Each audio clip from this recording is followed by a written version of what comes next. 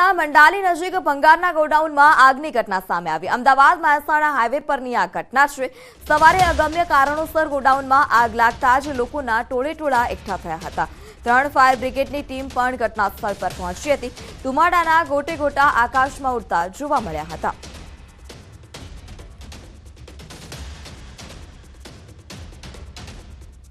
ગાંધીનગરની ગિફ્ટ સિટીમાં દારૂના સેવન માટે છૂટ આપવામાં આવી છે અને પ્રોહિબિશનના નિયમોમાં ફેરફાર કરી કર્મચારી અધિકારીને પણ છૂટ અપાઈ છે। ગિફ્ટ સિટીમાં કામ કરતા કર્મચારીઓ અધિકારીઓને પરમિટ આપવામાં આવશે।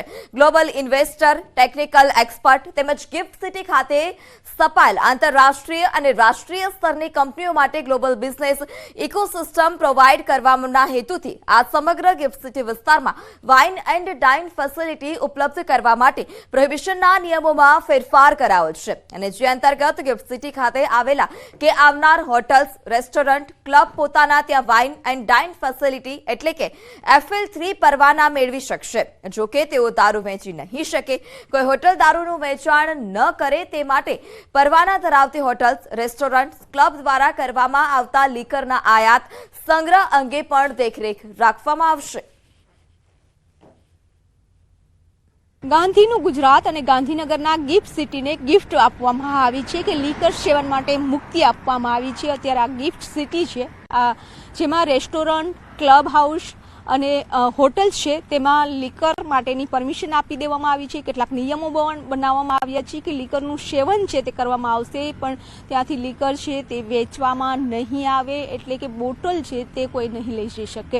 પરંતુ આ જે કર્મચારીઓ અને મહેમાનો છે તે સેવન કરી શકશે। એટલે કે અહીં જે રીતે ગિફ્ટ સિટીનો વિકાસ થઈ રહ્યો છે, બહારના ડેલિગેટ્સ આવી રહ્યા છે અને મહેમાનોની સુવિધા માટે આ નિર્ણય કરવામાં આવ્યો છે અને તેને લઈ વિપક્ષ અને સત્તાપક્ષ સામસામે પણ આવ્યું છે કે જ્યારે વિપક્ષનું કહેવું છે કે ગાંધીના ગુજરાતમાં દારૂ બંધી હોવી જોઈએ પરંતુ સત્તાપક્ષ કહી રહ્યું છે કે જે રીતે વિકાસ થઈ રહ્યો છે અને તેના કારણે મહેમાનો આવી રહ્યા છે દેશ વિદેશથી તેની સુવિધા માટે આ નિર્ણય કરવામાં આવ્યો છે।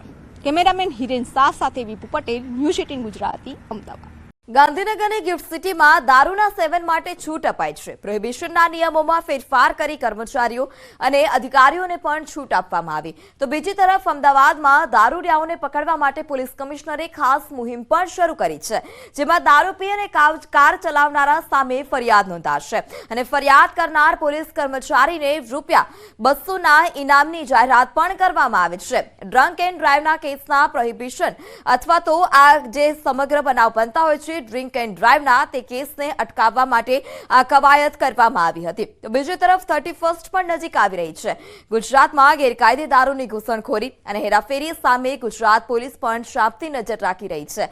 ખાસ કરીને આંતરરાજ્ય સરહદ અને ચેકપોસ્ટ પર વિશેષ તકેદારી રખાઈ છે।